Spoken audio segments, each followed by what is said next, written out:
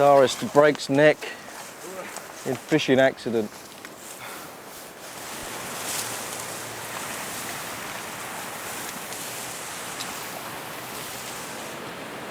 It looks like a good spot though.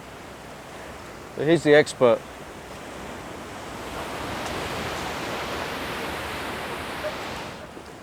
I try and get out whenever I can. It might mean an hour before a show somewhere, or maybe we have a day off somewhere, or I usually take my own stuff with me, you know. I even used to keep worms on the bus, but the rest of the band used to complain, so I had to stop doing that. What kind of fish? Today, night. Oh, I like that one. That one sounds good to me. The best fishing I've had, actually some of the best fishing is in the States. Oh, here you go. All right. When I'm fishing, I tend to think just about fishing. Someone said it's kind of like meditation, you know. I think that's why it's so relaxing, because you get so absorbed in it. You kind of forget about everything else. I think that's the great thing about it. So no, I don't think about music when I'm fishing. I think when I was about 15 years old, I heard Deep Purple for the first time, and an English band called Free. So that was probably my, what, you know, turned me on to playing music, was those bands really. I kind of gave up fishing when I got into music when I was about 15. And I probably didn't go for about 10 years. I didn't fish, I was just obsessed with music, you know. As I got into music as more of a career, I got into fishing more. Just kind of balance out the craziness of the road and that kind of lifestyle. Oh, he's got a bite. The first instrument I had was, it was what you call a Woolworths guitar. It was called a Top 20. It was a kind of a sickly red colour. The action was about this high. And I actually bought it off of Dave Murray. It cost me £5. And that was my pride and joy for about 5 years. I learned to play on that. We actually grew up a few streets away from each other in Clapton in London, and we kind of gravitated towards each other because we were the only guys in the area who had long hair and wore jeans. I'd heard that he played guitar, and he'd actually been playing a couple of years. And when I heard him play, I thought, that's amazing, because Dave, he was pretty competent even after a couple of years, and so he actually taught me my first couple of chords, and I think I kind of talked my way into his band by saying that I'll be the singer. I'd never sung at that point, but I thought it'd be a good way of getting in with Dave and his buddies to be in the band, because I actually possessed a microphone. If you see me disappearing over the rock, you know I've got one. But what people don't realise is fishing's kind of, it's relaxing, but at the same time it's an incredible adrenaline rush as well. At the end of a day's fishing, I'm like exhausted. You know, I find it exciting. A lot of people don't understand it, of course. The rest of the band think I'm totally crazy. I quite like to hang around after a show and have a couple of drinks, and I'm much more relaxed than I am before a show. I like to unwind, but if you play on these big outdoor shows, if you don't leave straight after the show, you can't get out of there for 2 hours. So what you end up doing is what you call a runner. You get in the bus right after the show, you come off stage, you get in the bus, you go flying out of the show. 10 minutes after you get off stage, you're sitting on your own in a hotel room, watching the late night news. It's kind of bizarre. Come on, fish. A lot of times after a show, you just feel so great. You just want to, you feel like you want to go to a party. If you did that every night, you'd be dead in a couple of months, you know. So you gotta chill out, you know. It's like it's a job. You'll be up 6:15 in the fucking morning. This guy over here is caught too, so I want to fish where he's fishing. The band has always kind of stayed close to the fans. I mean, the music hasn't changed. I mean, there's been a bit of a slight diversity on each album, but in essence, I don't think the band's changed. And I think that's probably why we're still touring and we're still going after 20 odd years. I think there's probably been occasions where we could have taken another route, and sold a lot more records in the short term, but I think we wouldn't be around today if we'd have done that, and that's pretty rare. Having been out of the band for you know, a few years, I think I'll probably appreciate it more than I did when I was younger. The only thing about this is fishing's kind of the best in the morning, and that's where rock and roll and fishing does not mix, because I'm not a morning person. I've got a bite. Things you've got to do to get ready for a game of golf. It's like It's the official Iron Maiden golf bag. Eddie on the front, name and everything, and then also Eddie on the ball pocket. Boys and girls, our very own Eddie golf ball. Expensive, boys and girls. Worth it. haven't hit a golf ball for many months. Get ready for a laugh. We're actually on the first tee. But there ain't nothing like those double bogey blues, man. Actually, I haven't got a license for this. That is fantastic. What really kind of got me geared up and wanted to play the guitar was I heard Voodoo Child, and it was Jimi Hendrix, and that was probably one of my, obviously one of my biggest influences. Just that pure expression and spontaneity and the way he just played, the showmanship, the everything, he had it. And after that, I got into people like B.B. King, Freddie King, Buddy Guy. So his majority was a lot of the blues stuff. My influences was the Beatles and Ringo Starr. After that, the Stones came along, and I was really influenced by Charlie Watts' playing. Some of the jazz drummers, Joe Morello was really what sort of inspired me to play, but obviously I'm not a jazz drummer.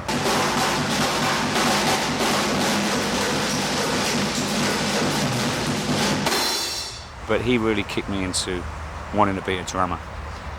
And I guess my musical influences affected the way my outcome in my style of playing.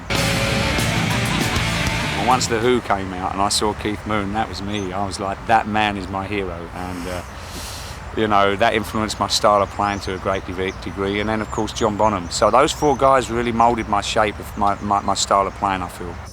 Get in that hole! I've always been a hard hitter. I've always liked to hit hard. So rock was the natural kind of environment for me to slip into. It was actually progressive blues when I first started to really start slamming. Watch out. The first guitar I ever had, it's about 14 years old, and it cost me probably equivalent to about probably $8, and it was kind of made out of balsa wood, and the action was about 2 inches high, and I kind of thrashed around with that for a little while, and after actually bleeding fingers and immense grooves into, you know, the tips of my fingers, I actually trashed it.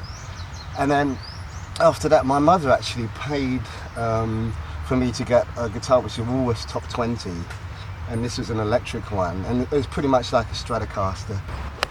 Drum kit, my mum and dad bought me when I was, for Christmas, 1963. A John Gray Broadway kit. There was a 3-piece drum kit, a little 20-inch bass drum, with a 12-inch tom, I think it was 8. Only one drum head, and a snare drum. I was working with many various jobs, electrician, as a motor mechanic, I mean, all sorts of stuff. And then when we actually signed the record deal and became professional, it's funny because my father, the first thing he said to me, what are you going to do about your pension? And you collect your pension when you're 65 years old. So he was kind of thinking long term, you know, because the music thing can always be a bit unstable. But I think when you believe in something so much, I just was totally motivated and driven as soon as I started getting into music. So I think that's the thing you have to have in life. You've got to believe it, you just got to focus on it. And you kind of, you know, it's almost like tunnel vision sometimes, but once you focus in on something, I think you can achieve anything. And the main thing is always enjoying yourself and having fun. Lovely roll, lovely roll, yay! I held down a number of different jobs, then I settled into working at a bottle making factory that made glass containers and bottles. And they'd sent me to college once a week, 2 nights a week, and I did that for 4 years. And within the time I was doing that, I was still playing, and I had the passion to be a professional player.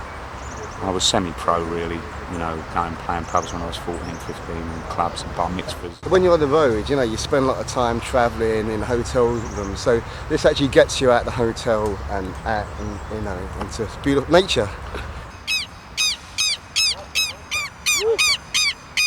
Yeah. Good. Oh, you're okay. You protect your head.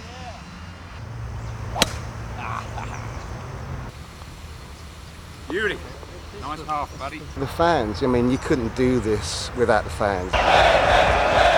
They're putting you where you are, so we've always maintained that kind of street level thing where we'll go out there, we'll sign autographs, even though there's 50 of them, we go out and 100 of them, we go out and sign them. And I think that's all part of it, you know, you have to kind of, they give you so much. I wouldn't change it at all. If there's anything I would change over the last, you know, 20 years, how long we've been together, I think it's just been, it's unfolded like a dream and it's been magic. Here it is. Yeah! We were doing a tune called Flight of Icarus. And I used to count it in, it was like 1, 2, do, iggy bagger. Bruce used to go, scream for me. Scream for me, Brazil! Actually, this was the third night at Hammersmith Odeon in the road. And he goes, scream for me, Hammersmith. Scream for me, Hammersmith. He usually do it 3 times. And before he got the third one, I went, and started the song. Nobody started with me. All the guys came to the stage, you know, like round the front of the drum riser, looking at me like, oh, what have you done? And I can't just stop. So I thought, I played the passage out. Da, da, da. So we all came, it was as though it was actually contrived, you know. So I got myself well out of the doody pot, I tell you, it was embarrassing. Most embarrassing? It's been over the years, I think, bumping into Eddie a couple of times. You know, there was one time actually where he like swung his arm and actually clattered me right in the face, and so like blood, split lip and everything. That was kind of embarrassing. And there's one, and another time actually I jumped off the drum riser, and as I jumped down I felt this twinge and actually tore the ligaments in my right knee here. And so I had to go on stage and finish a tour with like about a dozen gigs with like a plaster with a cast on my leg. And because of the going up on the platform like this, I had to be carried on stage and carried off again. That was an embarrassing moment, you know. And I'll think of another one in a minute as we go. All right. Oh, that looks good if it's got the leg. Nah, short, Dave. Straight down the spout though. Me and my bud. Maybe 5. That was index 15, so you want it. Right. It's going to roll a bit. Where's my partner? Actually, no, I'm completely lost. Let's take a right. Yeah. Hardest song to play. It's difficult. They're all hard to play. They're all hard to play. Sign of the Cross is probably most, because there's quite a lot of changes in it. You've got to really. Probably that's one of the most difficult ones at the moment. Blood Brothers, because there's a lot of moods in terms of different types of feel within the songs. Blood Brothers, I think, is a great song to play because there's so many different time changes. There's very heavy up-tempo things, there's clean melodic stuff. So I think that kind of represents a small picture of Iron Maiden. You go on stage, you get the adrenaline going, and you go out there and play and just go for it. Well, I'm just about tearing this hole up, ain't I? I think that's the thing with Maiden, all the material is that everyone's stretched and actually everyone's pushing just to get that little bit more out of each other and playing. So it can be challenging, but I think that's the thing about this band is you can actually creatively, you can actually express yourself great and really push yourself to a limit. And that's a good thing. I think there's a maturity and everyone's improved over the years, and I think that's touring. We played Run to the Hills the other night. We haven't played it for like 8 years, and we never rehearsed it. We just went on and done it, and it came out great. I think you never get tired of a song because we don't sound check in the first place. We just turn up.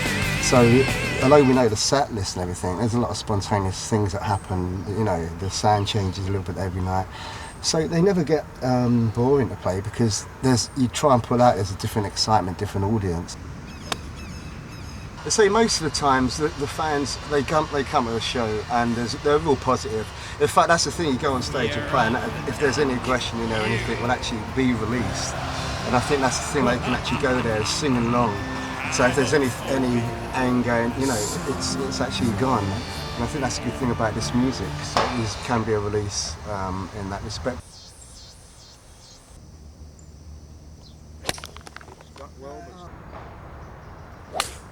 Beautiful drive. That is a great turn, Dave. We found the halfway house, which is most definitely exactly what we wanted and needed at the right time. Yes, we need some replenishment. I'm wondering whether we'll get the rest of the round in. What round? What, the beer round or the golf round? The beer round. And Whose shout is it? Rod's go, isn't it? It is. And then after that, So it's my go. after that, we're going to go to the show, We are, aren't we? absolutely. So we shall see you later on. later on. Adios, amigos. When you do fencing training, it's finding the place. My name is Marcus. Hi, Marcus. Yeah? Oh, excellent. Thank you. Okay, from Flamengo. Mega Esgrima. Ria, that's the name of the club, I guess. Yes, Yeah. yes. Excellent.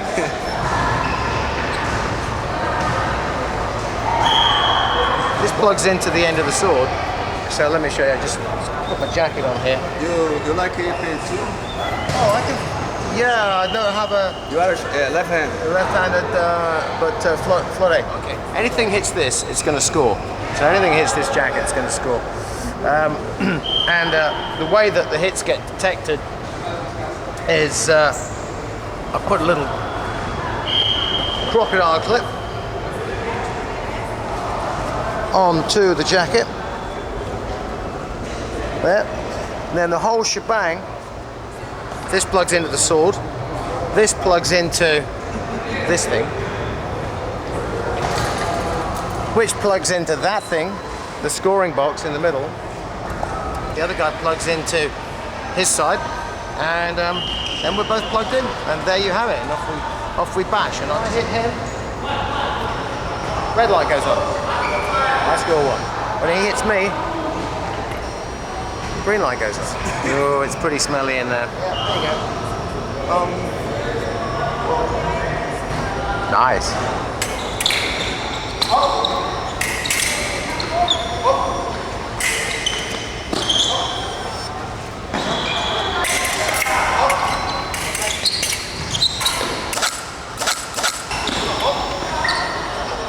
All right.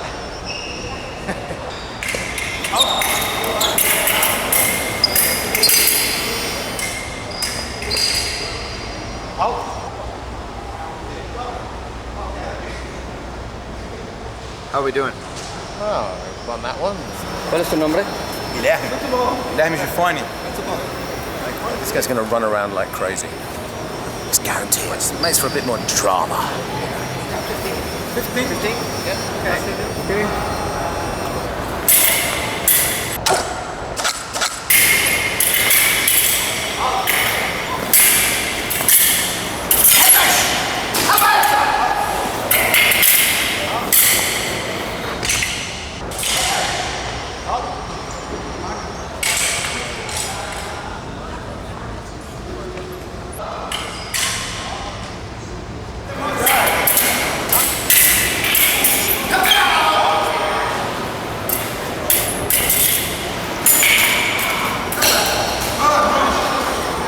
Hard work. The old fencing stuff. Very good, very nice fencing. Man. Very nice. Doesn't stop. We never stop. 10, 12 years ago when I used to do international stuff and used to come back in and you'd be covered in these things. And you'd go through customs and they'd be looking at your arms going, uh-huh, yeah, what's he been doing, you know? Fencing is full of great characters because it's like an individual sport and you don't, basically, you're not going to get famous doing it. You're not going to get a whole bunch of money for doing it. You're not going to get all the things that other guys in, like professional people in other sports, but you need to train just as hard. And it's great because it's a very pure sport, you know. That's what I think. Well, thank you, Flamengo, for a great match and a little fencing home from home anytime I'm in Rio. Welcome to Bergen. It's a pleasure to meet you. Let's go to fly the simulator Boeing 747.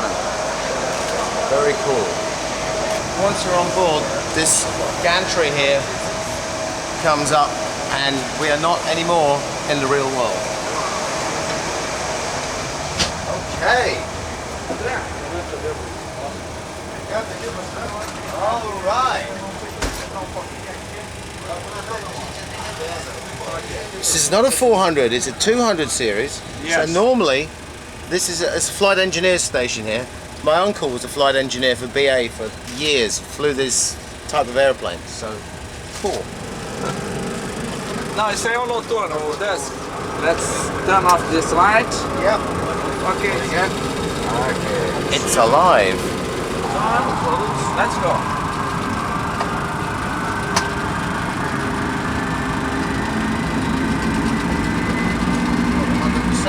Okay, they got choice out. Janeiro right down there. And gear down. And whatever the next flaps 25, please. Okay, no visual. Go around. Think rate. Okay. Think rate. Full power. Think rate. 100. Gear up, please. Just going to land back at Rio, and then we'll set ourselves up for Kai Tak in Hong Kong. Wind shear. Wind shear. Okay. 360 heading. Yep. Okay, 360 heading. Then we're gonna intercept the 145.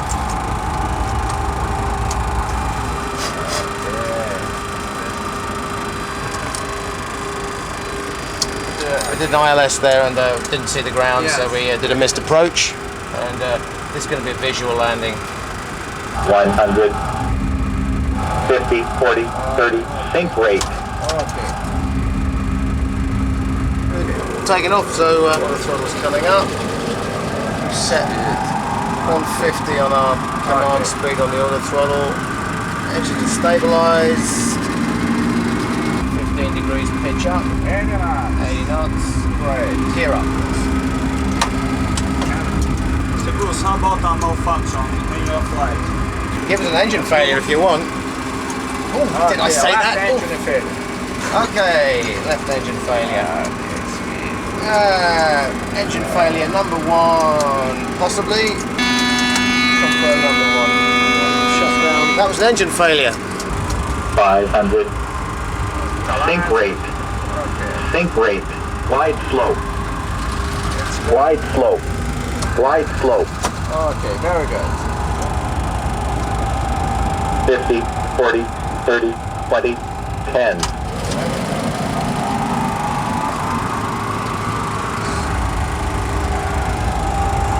Runway 13. Flaps 30. Full flaps now. Full flaps, thank you.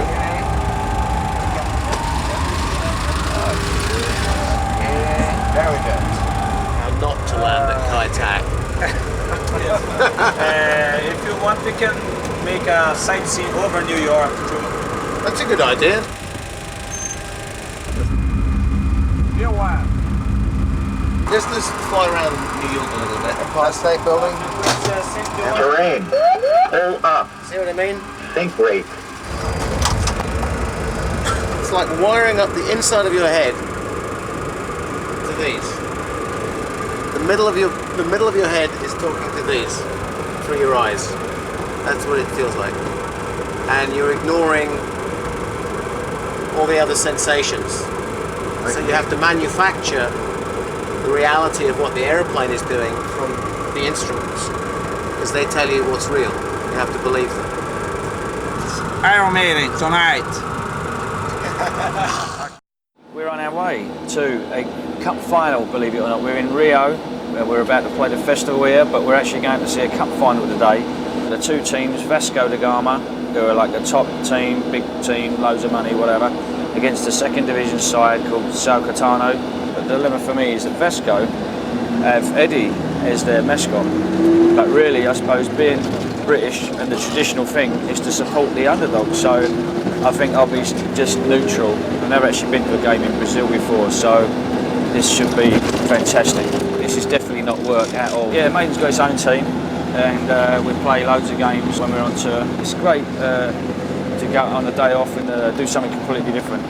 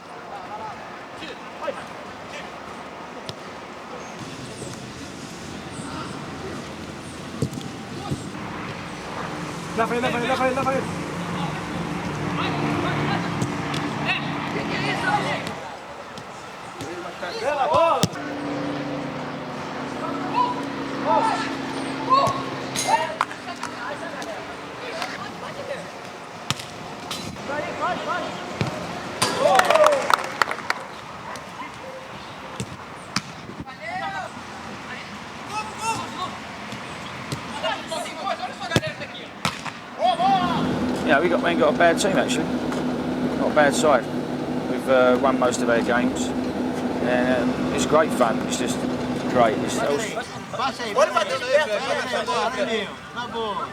basically, bass is the only instrument I've ever really played. Really, I mean, I started pretty late when I was like 17. Well, originally I wanted to play the drums, but I suppose I weren't crazy enough. You know, you have to be really crazy like Nicko to play the drums. First hooked up with people from school and stuff like that, who went to the same school as I did, just to kind of mess around, you know.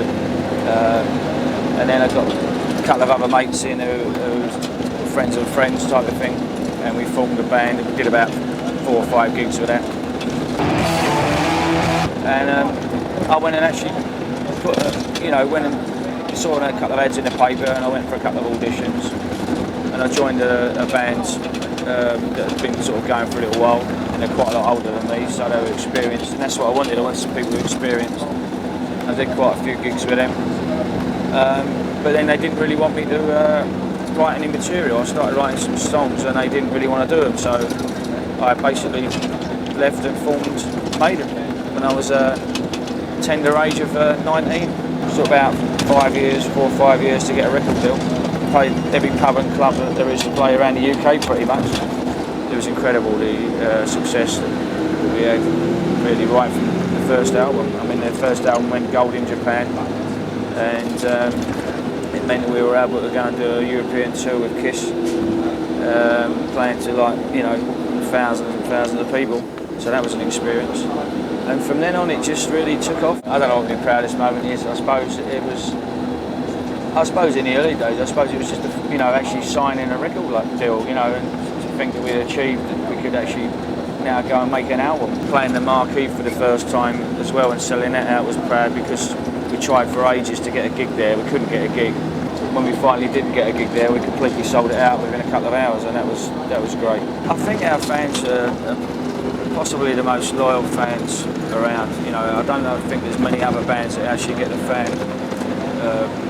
hardcore fan base that we have. Some of them know more about the bloody band than I do. I don't know any other fans really that I think come up to our fans. I think we're actually getting fairly close to the stadium now, so this is going to be really exciting.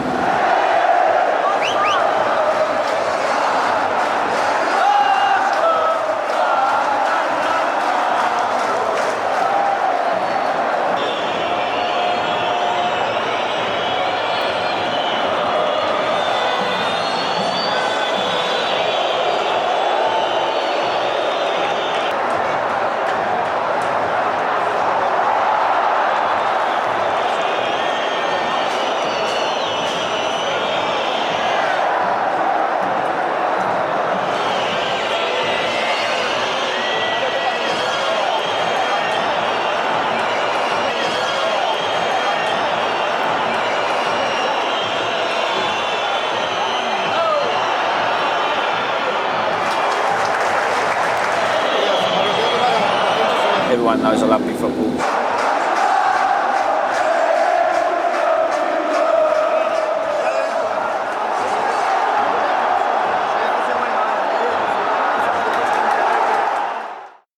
going to go for a coconut now. It's a thing to do when you're in Rio.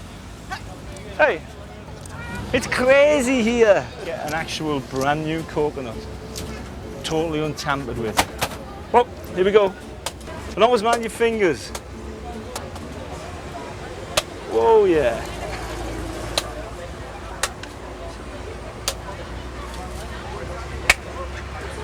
I'd like to have a go, but I don't think Rod would want me to be doing that just before the gig. Thanks, Caveman. Thank you, you are the man. Okay, here we go. Oh, it's incredible.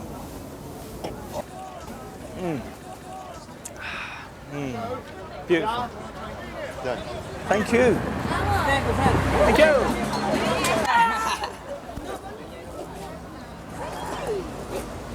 There you go, my friend.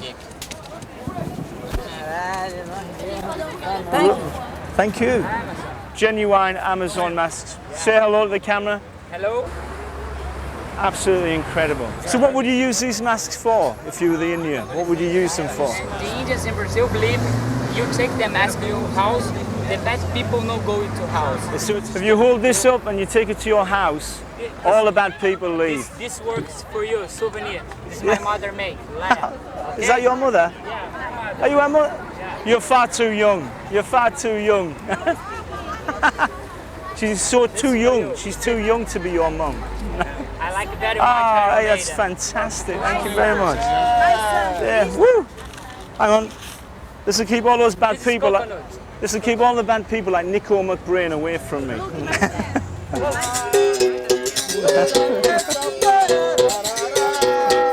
He's a very talented man. That's fantastic. Great. Wally, you were amazing. I see this. This is made out of lolly sticks. Isn't it amazing what you can do with a lolly stick? Is that incredible? Are these real? That's what you call a red piranha. That's a piranha. Ooh. You don't want too many of them biting at you. Oh, wow. Look, they've got Nicko McBrain. They've got actually a picture of Nicko McBrain. Actually, I think it's a very good likeness. I don't know why Iron Maiden have an international fan base. I think it's because we play a lot of these countries and we always have. And I think if you want a fan base in any country, you've got to go there and play it and show them that you care about them. I think there's a lot of reasons for Iron Maiden's longevity. I think the support of the fans has been incredible over the years. They've been very, very loyal. Not just in any particular area, but everywhere. I think South America, Europe, England, the UK, Scotland, Wales, everywhere. Even in America, we've had a very fanatical cult following. And perhaps that's got to do with a few things. It's got to do with, I think one of the things is that we never compromise too far from what we want to do. A lot of influences when I was a kid. I think the Beatles influenced everybody. John Lennon in particular influenced me a lot. And then Jimi Hendrix came along, and then you had bands like Free and Deep Purple, and Led Zeppelin came along, and people like Jeff Beck. They were playing guitar in a totally different way. It was almost, it was like going into space and heading off into something completely different. It just took my breath away. And that got me into music, listening to that stuff. And people sometimes try to criticize us because we sound, they'll say, oh, your albums sound very similar. Well, if you listen to each and every album, you find that every album is different. Although having said that, they have a thread running through them that is Iron Maiden, because it's the sound of Iron Maiden, the individuality of the band members. And whenever we play together, that will sound like Iron Maiden. We kind of tread different paths within the framework of the music we play. It's kind of like a tree with different branches. And that's the best way I can think of to explain it. But we never compromise, we stick to our guns, and I think one of the reasons the kids like us so much is because they know what they're going to get with Iron Maiden. We're not going to sell them out. We're not going to all of a sudden write a pop ditty that might sell 16 million albums just for the sake of it. We never do that. And when I was a kid, I did a lot of touring. And I think everything you take in, you regurgitate in some way. You take it in on that tour, and maybe perhaps 2 years later you think of those places and the things you've done. And they come back out again in various ways. Yeah, we've got 3 guitars in the band, which gives us a lot of different options within the music, within the framework of the music. And it gives us the option to play live. A lot of the things that we put on album in the past, where sometimes you put 5 or 6 guitars on a studio album, and you have to pick which one you're going to actually play live. Well, in this situation, we've got 3 guitars that we can actually use live.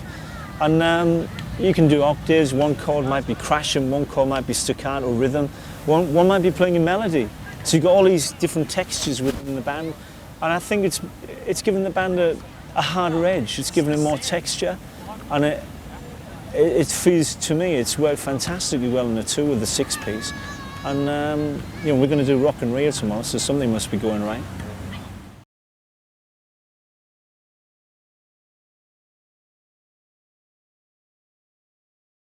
Hello there. This is Iron Maiden. We're doing a recording, and there's something particularly amazing about this console. And all the knobs on the console go to 12. Actually, we wanted to get the loudest sound possible, so they all go to 12. We did try 13, but we blew the fucking shit right up. So they just go to 12. Look at the hands. It's not that, that's a big one.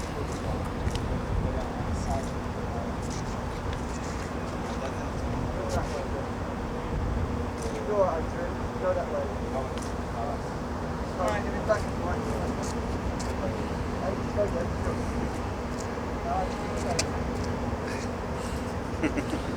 Uh-oh.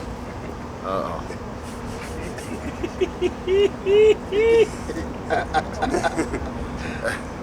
Are there any children in the house? Any children here? Oops. Go, baby!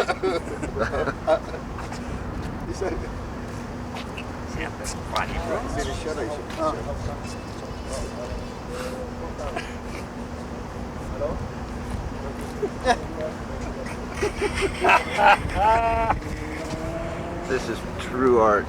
Me voy a esperar y estoy en la terraza arriba. ¿Qué? Hey! That was brilliant, wasn't it? Wasn't that fantastic? All with the hands. We drank the whole vineyard last night, I tell you. Pathetic. It just shows you what you need to do to go on tour. Yeah, you grow out of this years ago, but look at you. I know. The ups and downs have been in Iron Maiden. Rock and roll. Yes, indeed. My name is Adrian Smith.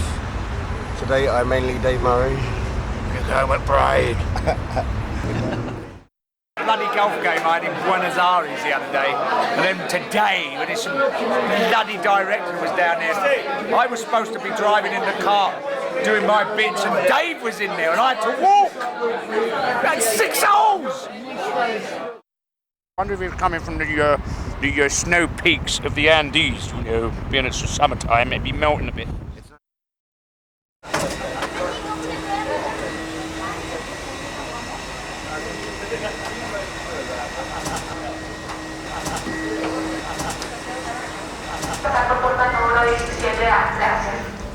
Breakfast served. See that? Yeah, this is a review of last night's show. It particularly singles out Adrian Smith dazzling guitar work, I think it says, and gigantic stage presence and words to that effect. There's a comment on there that says that you're playing too fast. Though. Really? Bloke must have been asleep. This man will never get a job with British Rail. That's very true. Oh, it should actually. Right. You're always too early, too fast. Well, I'm never on time. That's what I mean.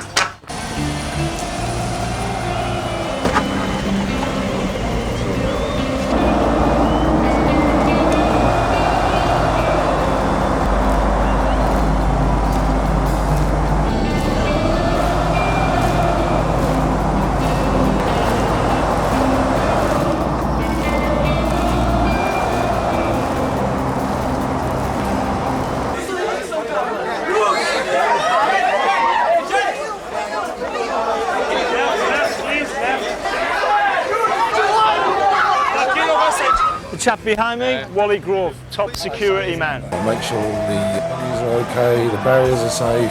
Just generally taking care of the well-being of, you know, the band and the crew when we're away from home, really. Yeah, they want to come to the backstage area. Take them to the backstage area. The fans, they know me pretty much well because having been with the band for so long, and the band's unique in as much as that, you know, They'll sign autographs day and night. They'll stop the bus to sign autographs.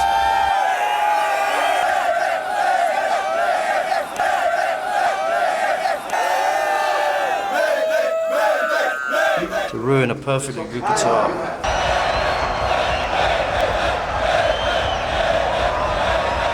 I work with a lot of bands, but I have to say that Iron Maiden fans are by far the best fans there are because they're so loyal. Maiden rules. Up the irons.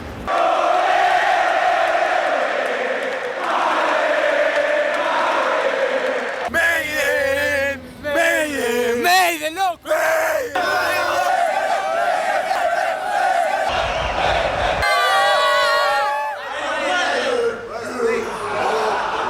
I like to think that we're all mates. We're all part of a family that work together, we hurt together. Time off is very precious to us because we spend a lot of time on the road and we spend a lot of time in boring hotels. The upside of it, see for yourself. It's fantastic. What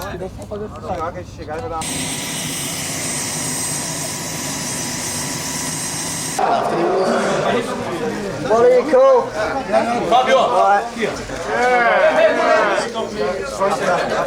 What we do is we try to go out and make people happy. People get frustrated with the bullshit in their lives, and bands like Maiden can go out and give people an escape, a release, and they can take it away with them, and they can relive the songs, the fantasies in their heads, and there's nothing wrong with that, and it's a great thing.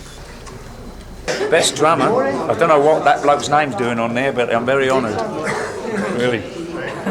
Fantastic. It should have been Yes Smooth. Steve, what do you got?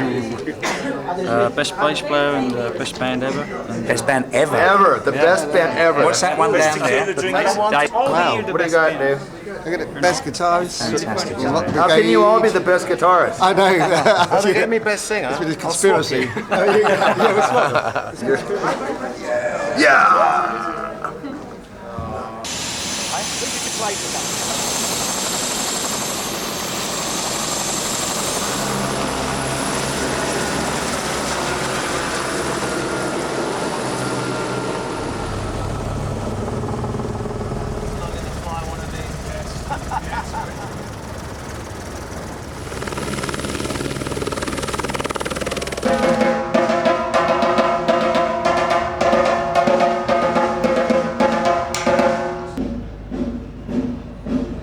See, I got changed real quick while your camera was over there, didn't I?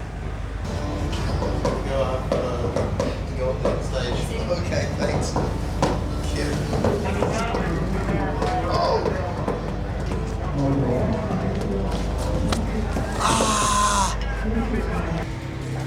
It's all going to be fantastic tonight.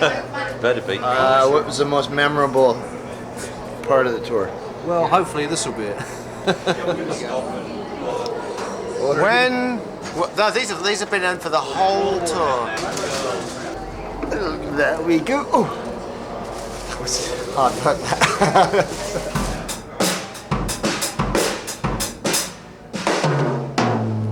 Double knot. Look at me. Rock and roll.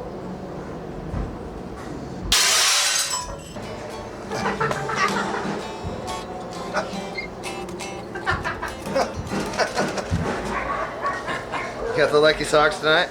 Yeah, I hope so. Right. It's pretty fierce out there. Yeah, it's pretty amazing. Certainly the biggest that we've headlined, without a doubt. So, a few little nerves before we get up there, I'm sure of that.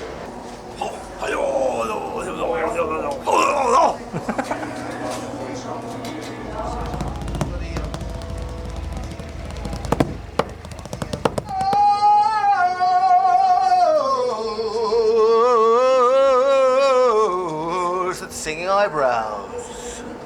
What's he up to? Surprised he wasn't there when I was on the boat. Here we go, the last one. I'm using amber's powder. So it's a brighter flash, it's a louder audible bang, not as much spark, but it gives a general same effect. It's just going to be louder. What? Well, I'm the one in the bleeding firing zone in the box. I can't get away from it. You'll be fine. You got an excellent Oh, yeah. all the time. It's the last gig. You started fucking drummer. I'm definitely home on one of these, mate. Yes. 1,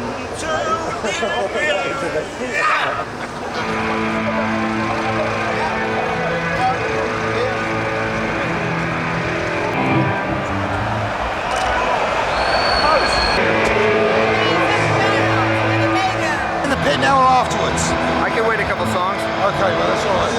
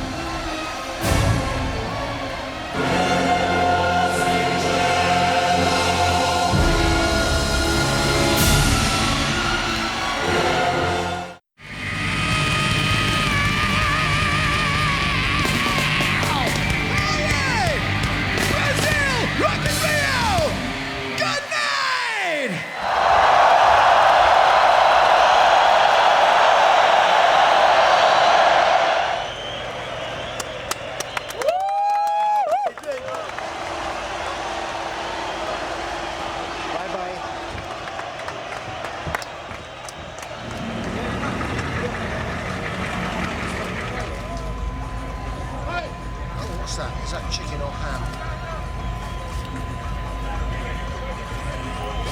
Oh, sorry.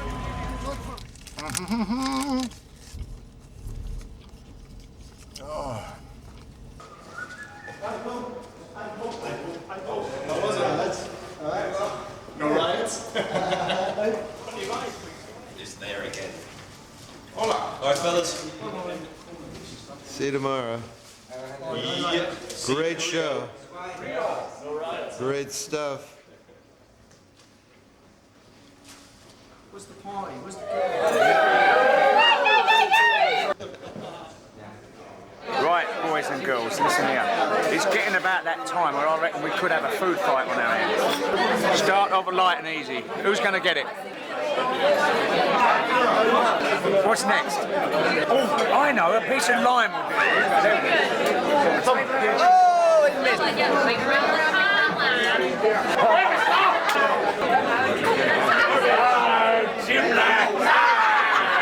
I'll tell you what, this is the best drop of rum I've ever had. Give me a half. This is Ross Halfin. This is my diary of Iron Maiden on tour in South America. If there's bits missing or gaps or it jumps too much for you, this is probably due to alcohol-fueled memory loss. But anyway, it's meant to be fun, and I hope you like the pictures, and I hope it gives you some sense of where we are. January the 9th, Mexico City. We all wake up at the crack of dawn due to the fact we're all jet-lagged coming in from London. I look out and it's actually quite a nice day considering it's the middle of winter. Get the band to go out to the pyramids where I decide we should go and do a shoot. I try and come here every time I come to Mexico City. It's called the Sun and Moon Pyramid. It's 45 minutes drive from Mexico City. It's actually called Teotihuacan. This was taken at 5 p.m. in the afternoon, just as everyone had left, so you can get an idea of the size of the pyramid with the band there. Where they're standing is called the Altar of Death, where they used to do sacrifices. This is the band still on the Altar of Death, except I've zoomed in a bit so you can see a bit more of what it's like. I hope it gives you an idea of the vastness and the scale of the pyramid.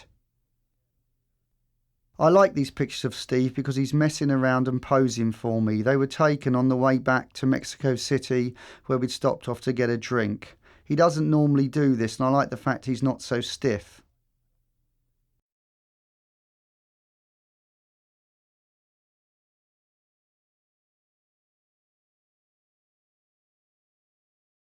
This is a shot of Janick, Nicko and Steve holding a banner that had been thrown up during the show. It's of the band as Mexican Bandits, including Eddie as Pancho Villa.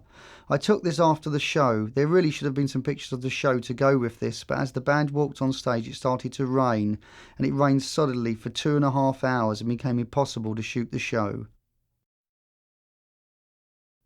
January the 13th, Buenos Aires. Go out for the day to shoot the band in a graveyard I've found. It's where Eva Peron is buried. The graves are the size of houses. I mean, bigger houses than even I live in. It's enormous. This photo I actually really like is of the band outside the hotel as a football team with a load of fans who were waiting to sign autographs. This is Steve backstage with his laminated all-access pass at Vélez Stadium. He was actually very nervous. He was just before he went on stage in front of 40,000 people. January the 14th, Santiago, Chile. Get up at 6 a.m, fly 45 minutes to Santiago. Amazing view of the Andes. The record company buys us dinner at the hotel. I have my picture taken next to a very intoxicated Nicko and Dave, who'd been trying to play golf at night. January the 15th, Santiago. Take Steve up first to the roof of the Sheraton. He's standing very still because he's got vertigo and is terrified of heights. In fact, I was as well. It was so high we were actually shaking with fear. The shot of Janick and Adrian, they're sitting on the edge of the stairwell waiting to stand up to do the picture on the roof. They actually didn't want to stand up until they had to because it was so high. The shot of Nicko I actually like because he's quite fearless. I think it's just a nice shot of him which looks a bit different. Take this picture of Adrian backstage at the show. He's holding an axe given to him by a fan who particularly bought it for him. No one seems to know why. I actually just like the shot because it's so simple. The band play in front of 50,000 people. The stage is so high that I can't actually see them from the audience. I have to go on stage and shoot out. January the 17th, Rio de Janeiro, Brazil. Get up early and go location hunting. Go up to Corcovado, the statue of Christ. Find a place called Martyrs Hill, which has a helipad and has amazing views of the whole of Rio. This is of the helipad at Martyrs Hill. This is Janick and Nicko who wanted to go up for a ride. I wouldn't go, it was too dangerous and I thought it was just too high as it was. This is quite funny really because the band are completely cooperative because they are so hungover. They'd been out the night before to a band dinner and everyone had got very, very, very, very drunk. It's amazing they stood there. I think they just stood there because they were so ill they couldn't move. This is of Dave Murray, who obviously doesn't trust me and he's checking I'm doing my job. This is of Bruce standing on the ledge at Martyr's Mound, thinking he is Jesus. Here are the band on Copacabana Beach. I hope this shot gives you an idea of A, how hot it was, and B, the size of the place, because the beach is absolutely enormous.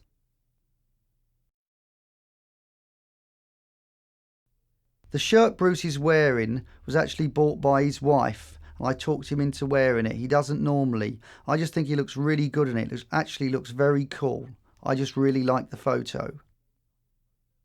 This is a not very happy Adrian and not happy Janick Gers getting burnt on Copacabana Beach. They would like me to finish this session very quickly, as the picture tells. Later on in the day, Steve and Janick go to a football match at Maracana Stadium. As I passionately hate football, I send my assistant Andrew with them. The two girls with them are actually topless and have been painted with body paint. January the 19th, Rio. Really, it should be January the 20th, as the band went on stage at Rock in Rio at 2 minutes past midnight.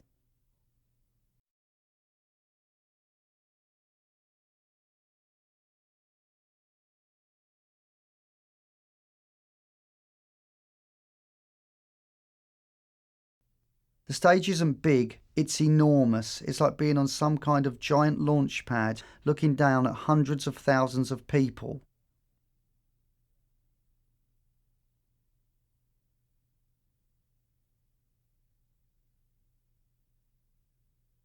The crowd goes as far as the eye can see. There are so many people you can't see where it ends.